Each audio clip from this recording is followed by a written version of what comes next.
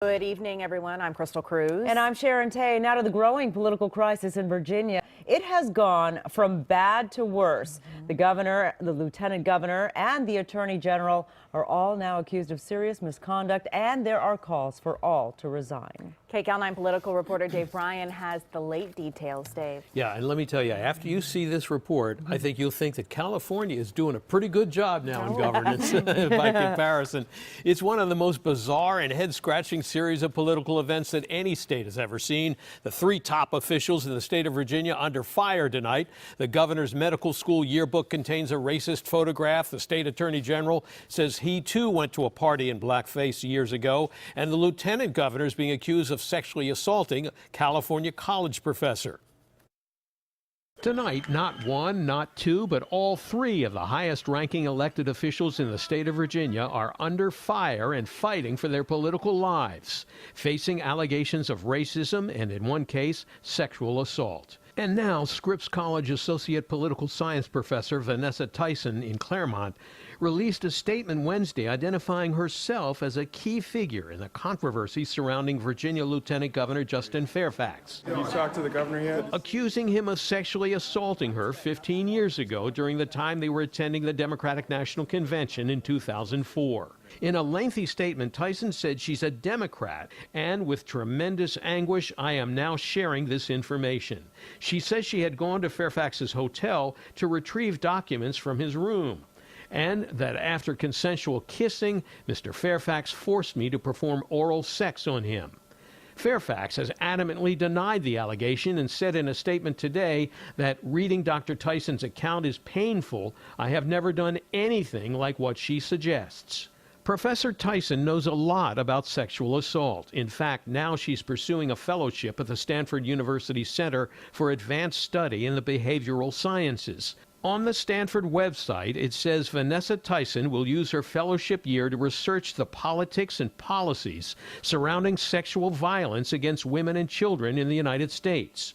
More specifically, she will explore political discourse surrounding sexual assault, corresponding policies, and the unique identities of sexual assault survivors. Tyson spent 2 years volunteering as an advocate for sexual violence awareness and prevention, serving as one of the founding members of the Boston Area Rape Crisis Center Survivors Speakers Bureau. Lieutenant Governor Fairfax would be first in line to become the new governor of Virginia if the current governor, Ralph Northam, resigns, following the revelation that he posted this racist photo showing a man in blackface and another wearing Ku Klux Klan garb on his medical school yearbook page. And now, in the latest bombshell, Virginia Attorney General Mark Herring admitted today that he also appeared in blackface. As a college student in 1980, he said Wednesday in a statement that he and some friends went to a party dressed like rappers. We dressed up and put on wigs and brown makeup, adding, I have a glaring example from my past that I have thought about with deep regret in the many years since. This new revelation, on top of the two other shockers, has taken a heavy toll at the state capitol, where some staffers were left stunned in disbelief and others were disgusted and angry. In Washington, Virginia Senator Mark Warner, who has urged Governor Northam to resign, was stunned as well by the latest developments. I'm shocked and incredibly disappointed. This has been an awful week for Virginia. So, just in case you were wondering, here's where things stand right now.